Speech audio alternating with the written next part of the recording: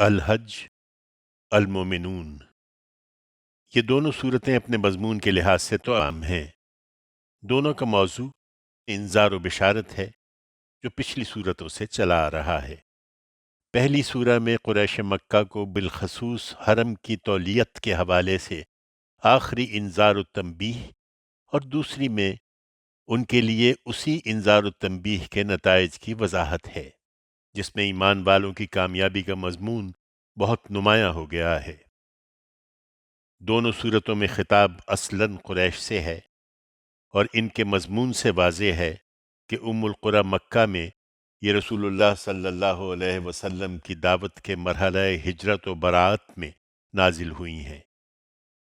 سورہ حج کی چند آیات البتہ مدنی ہیں، جو اس اقدام کی وضاحت کے لیے سورہ کا حصہ بنا دی گئی ہیں، جس سے نبی صلی اللہ علیہ وسلم کی ہجرت کے بعد خدا کا فیصلہ قریش مکہ کے لیے ظاہر ہو جائے گا۔ اللہ کے نام سے جو سراسر رحمت ہے، جس کی شفقت ابدی ہے۔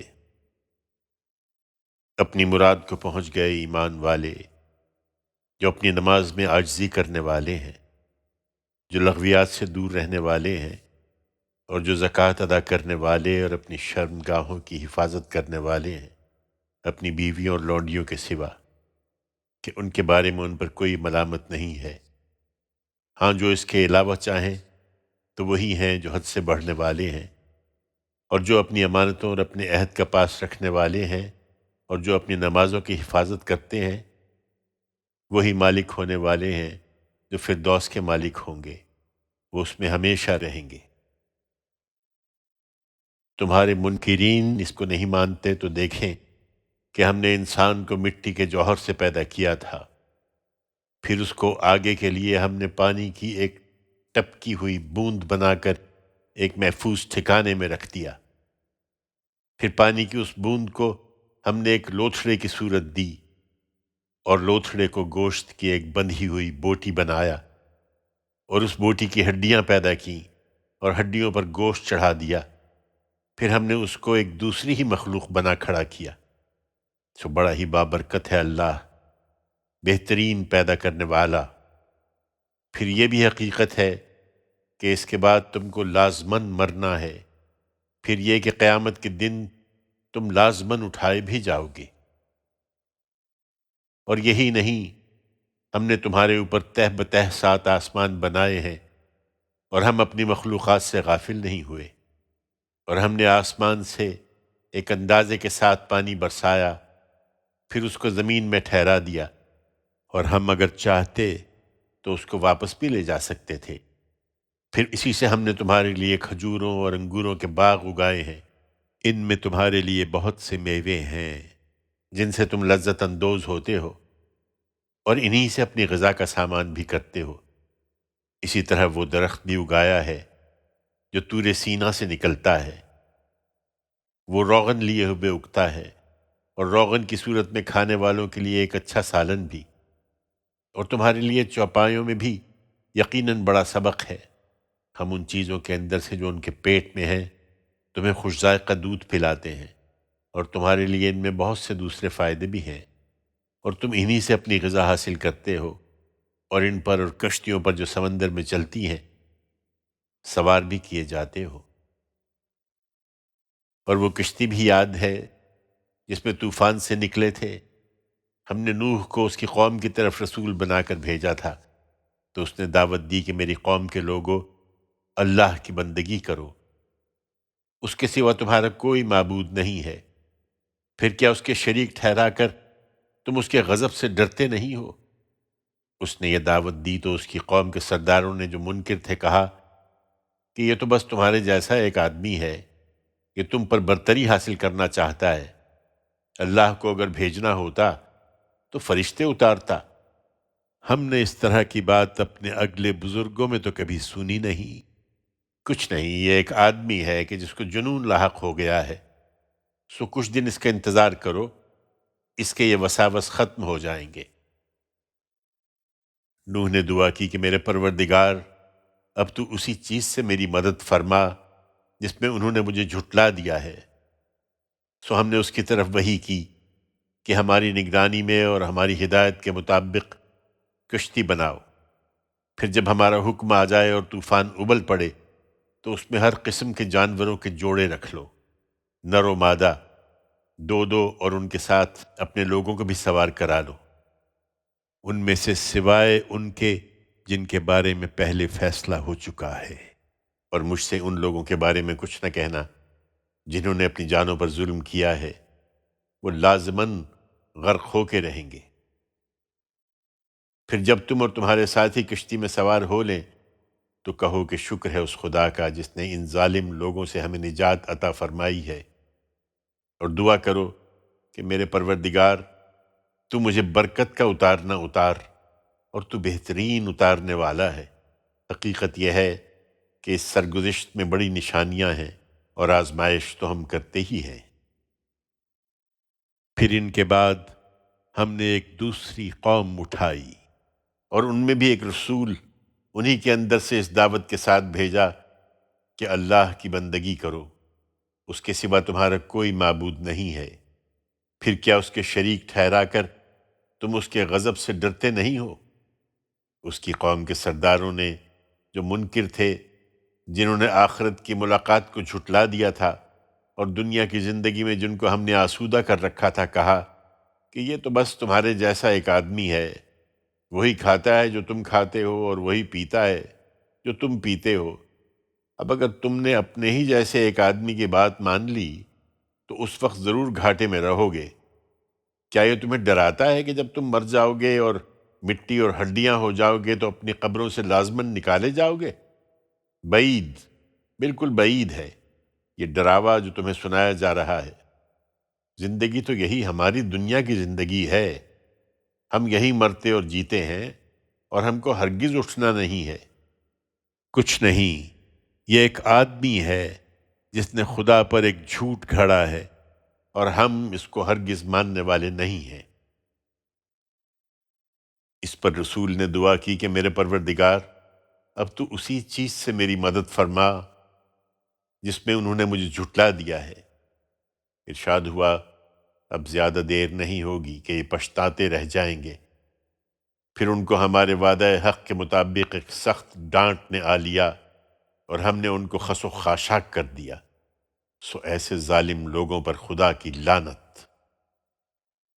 پھر ان کے بعد ہم نے دوسری قومیں اٹھائیں، انہوں نے بھی اپنے رسولوں کے ساتھ یہی معاملہ کیا۔ چنانچہ کوئی قوم نہ اپنے لیے مقرر وقت سے آگے جاتی تھی نہ پیچھے رہتی تھی۔ پھر ہم نے پے در پے اپنے رسول بھیجے، لیکن ہوا یہی کہ جب بھی کسی قوم کے پاس اس کا رسول آیا انہوں نے اس کو جھٹلا دیا، تو ہم نے بھی ان قوموں میں سے ایک کے پیچھے ایک کو لگایا اور ان کو کہانیاں بنا دیا۔ سو ان لوگوں پر لعنت جو رسولوں کی طرف سے اتمام حجت کے باوجود ایمان نہیں لاتے۔ پھر موسیٰ اور اس کے بھائی ہارون کو ہم نے اپنی نشانیوں اور کھلی حجت کے ساتھ فرعون اور اس کے درباریوں کی طرف رسول بنا کر بھیجا، تو انہوں نے بھی تکبر کیا، اور وہ بڑے سرکش لوگ تھے۔ چنانچہ انہوں نے کہا کہ کیا ہم اپنے ہی جیسے دو آدمیوں کی بات مان لیں، درا حال ہے کہ ان کی قوم ہماری غلامی کر رہی ہے؟ سو انہوں نے دونوں کو جھٹلا دیا اور بالآخر ہلاک ہو کر رہے۔ اور ہم نے موسیٰ کو یہ انعام دیا کہ اس کو کتاب عطا کر دی تاکہ اس کی قوم کے لوگ اس سے رہنمائی حاصل کریں۔ اور مریم کے بیٹے اور اس کی ماں کو بھی ہم نے اسی طرح ایک عظیم نشانی بنایا، اور ایک بڑی آزمائش کے وقت دونوں کو ایک ٹیلے پر پناہ دی جو اطمینان کی جگہ تھی، اور وہاں ان کے لیے ایک چشمہ جاری تھا۔ ان پیغمبروں سے ہم نے یہی کہا کہ اے پیغمبرو، تم ان لوگوں کے توہمات کی پرواہ نہ کرو، اور پاکیزہ چیزیں بغیر کسی تردد کے کھاؤ اور اچھا عمل کرو۔ میں جانتا ہوں جو کچھ تم کرتے ہو، یہ تمہاری امت ہے، ایک ہی امت، اور میں تمہارا پروردگار ہوں، سو مجھ سے ڈرتے رہو۔ پھر لوگوں نے ان کے بعد اپنے دین کو آپس میں ٹکڑے ٹکڑے کر لیا۔ اب ہر گروہ کے پاس جو کچھ ہے وہ اسی میں مگن ہے، سو انہیں کچھ دن ان کی اس سرمستی میں رہنے دو۔ کیا یہ سمجھتے ہیں کہ ہم جو مال اور بیٹے ان کو دیے جا رہے ہیں تو گویا ان کو بھلائیاں پہنچانے میں سرگرم ہیں؟ نہیں، بلکہ ان کو حقیقت کا شعور نہیں ہے۔ البتہ جو اپنے پروردگار کی ہیبت سے ڈرے رہتے ہیں اور جو اپنے پروردگار کی آیتوں پر ایمان رکھتے ہیں اور جو کسی کو اپنے پروردگار کے شریک نہیں ٹھہراتے اور جو اس کی راہ میں دیتے ہیں، تو جو کچھ دیتے ہیں اس طرح دیتے ہیں کہ ان کے دل اس خیال سے کانپتے ہیں کہ انہیں اپنے پروردگار کی طرف پلٹنا ہے۔ وہی ہیں جو بھلائیوں کی راہ میں سبقت کر رہے ہیں اور وہ ان کو پا کر رہیں گے۔ حقیقت یہ ہے کہ ہم کسی پر اس کی طاقت سے زیادہ بوجھ نہیں ڈالتے، اور ہمارے پاس ایک کتاب ہے جو بالکل ٹھیک ٹھیک بتا دے گی کہ وہ دنیا میں کیا عمل کرتے رہے، اور ان کی ذرا بھی حق تلفی نہ ہوگی۔ نہیں، یہ منکرین اس کو نہیں سمجھتے، بلکہ ان کے دل اس سے غفلت میں پڑے ہوئے ہیں، اور یہی نہیں، ان کے مشاغل اس کے سوا ہیں۔ یہ انہی میں پڑے رہیں گے یہاں تک کہ جب ان کے خوشحالوں کو ہم عذاب میں پکڑ لیں گے تو یہ فریاد کرنے لگیں گے، اب آہو فریاد نہ کرو، ہماری طرف سے اب تمہاری کوئی مدد نہ ہوگی۔ میری آیتیں تمہیں سنائی جاتی تھیں تو تم پیغمبر کا مذاق اڑاتے ہوئے اس سے تکبر کر کے الٹے پاؤں بھاگتے تھے، گویا کسی قصہ گو کو چھوڑ رہے ہو۔ پھر کیا ان لوگوں نے اس کلام پر غور نہیں کیا؟ یا ان کے پاس کوئی ایسی چیز آ گئی ہے جو ان کے اگلے باپ دادا کے پاس نہیں آئی تھی؟ یا انہوں نے اپنے رسول کو پہچانا نہیں، اس وجہ سے اس کے منکر ہو رہے ہیں؟ یا کہتے ہیں کہ اس پر کچھ جنون کا اثر ہے؟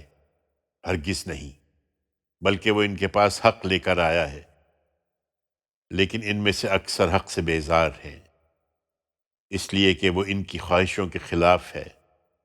اور واقعہ یہ ہے کہ اگر حق کہیں ان کی خواہشوں کے مطابق ہو کر ان کے پیچھے چلتا تو زمین اور آسمانوں اور جو ان کے درمیان ہیں سب تباہ ہو جاتے۔ نہیں، یہ کسی قصہ گو کی کہانی نہیں ہے، بلکہ ہم تو ان کے پاس انہی کے حصے کی یاد دہانی لائے ہیں، مگر یہ ہیں کہ اپنی ہی یاد دہانی سے منہ موڑ رہے ہیں۔ کیا تم ان سے کوئی معاوضہ مانگ رہے ہو کہ جس کے بوجھ تلے یہ دبے جا رہے ہیں؟ سو انہیں بتا دو کہ تمہارے پروردگار کا صلہ تمہارے لیے بہتر ہے، اور وہ بہترین روزی دینے والا ہے۔ اس میں شبہ نہیں کہ تم تو انہیں ایک سیدھے راستے کی طرف بلا رہے ہو، مگر جو آخرت پر یقین نہیں رکھتے وہ سیدھی راہ سے ہٹ کر چلنا چاہتے ہیں۔ یہ کسی طرح ماننے والے نہیں ہیں۔ چنانچہ یہ حقیقت ہے کہ اگر ہم ان کو کسی آزمائش میں ڈالتے، پھر ہم ان پر رحم کرتے اور ان کی تکلیف دور کر دیتے، تو اپنی سرکشی میں لگے ہوئے یہ اسی طرح بھٹکتے رہتے۔ ہم نے ان کو عذاب میں پکڑ لیا تھا جو اگلوں میں انہی جیسے تھے، لیکن نہ ان کے دل ان کے پروردگار کے سامنے جھکے اور نہ وہ کبھی گڑ گڑاتے تھے، یہاں تک کہ جب اس طرح کے لوگوں پر ہم سخت عذاب کا دروازہ کھول دیتے ہیں تو دیکھتے ہو کہ اس میں بالکل مایوس ہو کر رہ گئے ہیں۔ لوگو، خدا کی بات سنو کہ وہی ہے جس نے تمہارے لیے کان اور آنکھیں اور دل بنائے، مگر تم پر افسوس، تم کم ہی شکر گزار ہوتے ہو۔ اور وہی ہے جس نے تمہیں زمین میں پھیلا رکھا ہے، اور ایک دن آئے گا کہ اسی کی طرف سمیٹے جاؤ گے۔ اور وہی ہے جو جلاتا اور مارتا ہے، اور رات اور دن کی گردش سب اسی کے اختیار میں ہے۔ پھر کیا سمجھتے نہیں ہو؟ یہ نہیں سمجھتے، بلکہ انہوں نے بھی وہی بات کہی ہے جو ان کے اگلوں نے کہی تھی۔ انہوں نے کہہ دیا کہ کیا جب ہم مر جائیں گے اور مٹی اور ہڈیاں ہو جائیں گے تو کیا دوبارہ اٹھائے جائیں گے؟ اسی کا وعدہ ہم سے اور اس سے پہلے ہمارے بڑوں سے بھی ہوتا چلا آیا ہے۔ کچھ نہیں، یہ محض زگلوں کے افسانے ہیں۔ ان سے کہو اگر تم جانتے ہو تو بتاؤ کہ یہ زمین اور جو اس میں آباد ہیں یہ کس کے ہیں؟ یہ ضرور کہیں گے کہ اللہ کے ہیں۔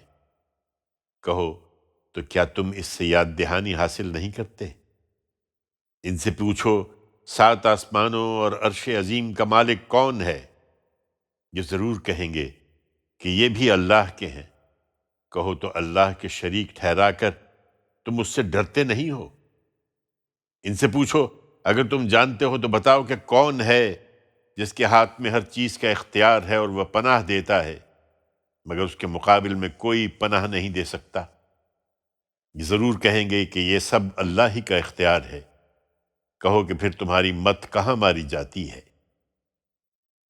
نہیں، کچھ نہیں، بلکہ ہم ان کے پاس حق لے کر آئے ہیں اور حقیقت یہ ہے کہ یہ بالکل جھوٹے ہیں۔ خدا نے کسی کو اپنی اولاد نہیں بنایا ہے اور نہ اس کے ساتھ کوئی دوسرا معبود ہے۔ اگر ایسا ہوتا تو ہر معبود اپنی خلق کو لے کر الگ ہو جاتا اور پھر وہ ایک دوسرے پر چڑھ دوڑتے۔ اللہ ایسی باتوں سے پاک ہے جو یہ بیان کرتے ہیں، کھلے اور چھپے کا جاننے والا، چنانچہ ان سب چیزوں سے بالا تر ہے جنہیں یہ اس کا شریک ٹھہراتے ہیں۔ تم دعا کرو اے پیغمبر کہ میرے پروردگار، اگر تو مجھے وہ عذاب دکھائے جس سے انہیں ڈرایا جا رہا ہے تو پروردگار مجھے ان ظالم لوگوں میں شامل نہ کرنا، اور حقیقت یہ ہے کہ ہم پوری قدرت رکھتے ہیں کہ جس عذاب سے ہم ان کو ڈرا رہے ہیں وہ تمہاری آنکھوں کے سامنے لے آئیں اور تمہیں دکھا دیں۔ تم ان کی برائی کے جواب میں اچھائی کی بات کرو۔ یہ جو کچھ ہرزہ سرائی کر رہے ہیں ہم اس سے خوب واقف ہیں، اور دعا کرتے رہو کہ پروردگار، میں شیاطین کے وسوسوں سے تیری پناہ مانگتا ہوں، اور میرے پروردگار اس بات سے بھی تیری پناہ مانگتا ہوں کہ وہ میرے پاس آئیں۔ یہ اپنی شرارتوں سے باز نہ آئیں گے یہاں تک کہ جب ان میں سے کسی کی موت سر پر آن کھڑی ہوگی تو کہے گا کہ پروردگار، آپ لوگ مجھے واپس بھیج دیں کہ جو کچھ چھوڑ آیا ہوں اس میں کچھ نیکی کما لوں۔ ہرگز نہیں، یہ محض ایک بات ہے جو یہ کہہ رہا ہے۔ ان کے آگے اب اس دن تک ایک پردہ ہوگا جب یہ اٹھائے جائیں گے۔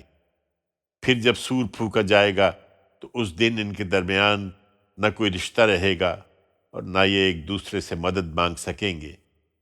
اس وقت جن کے پلڑے بھاری ہوں گے وہی ہیں جو فلاح پائیں گے، اور جن کے پلڑے ہلکے ہوں گے سو وہی ہیں جنہوں نے اپنے آپ کو گھاٹے میں ڈال لیا۔ وہ ہمیشہ دوزخ میں رہیں گے، ان کے چہروں کو آگ جھلس دے گی اور ان کے منہ اس میں بگڑے ہوئے ہوں گے۔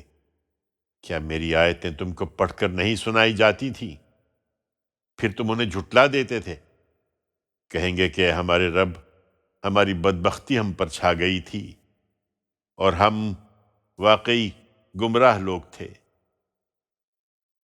اے ہمارے رب، ہمیں یہاں سے ایک مرتبہ نکال دے، اس کے بعد اگر ہم دوبارہ ایسا کریں گے تو یقیناً ہم ہی ظالم ہوں گے۔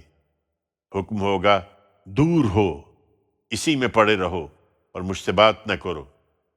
میرے بندوں میں کچھ ایسے لوگ بھی تھے جو دعا کرتے تھے کہ اے ہمارے پروردگار، ہم ایمان لے آئے ہیں سو تو ہم کو بخش دے اور ہم پر رحم فرما، اور تو سب سے بہتر رحم فرمانے والا ہے۔ تو تم نے ان کا مذاق بنایا یہاں تک کہ انہوں نے گویا ہماری یاد بھی تمہیں بھلا دی اور تم ان کی ہنسی اڑاتے رہے۔ آج ان کے صبر کا میں نے ان کو صلہ دیا ہے کہ وہی کامیاب ہے۔ اس وقت ایک کہنے والا کہے گا، برسوں کے شمار سے تم کتنی مدت زمین میں رہے ہوگے؟ وہ جواب دیں گے، ایک دن یا دن کا کچھ حصہ۔ مگر یہ بات تم ان سے پوچھو جو شمار کرنے والے ہوں۔ کہنے والا کہے گا، تم تھوڑی ہی مدت رہے، اے کاش تم جانتے ہوتے۔ لوگو، تم اس دن سے بے پرواہ بیٹھے ہو تو کیا تم نے خیال کیا ہے کہ ہم نے تمہیں بے مقصد پیدا کیا ہے؟ اور تم ہماری طرف لوٹائے نہیں جاؤ گے، سو بہت برتر ہے اللہ، بادشاہ حقیقی، اس کے سوا کوئی معبود نہیں ہے، عرش کریم کا مالک۔